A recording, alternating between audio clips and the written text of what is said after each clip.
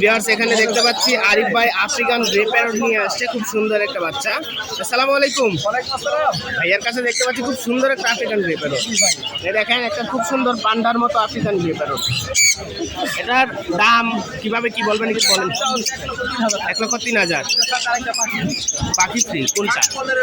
চানকুনের বাচ্চা। আচ্ছা ওকে, ওনার কাছে অনেক সান আছে, যে কোনোটা নিতে পারবেন।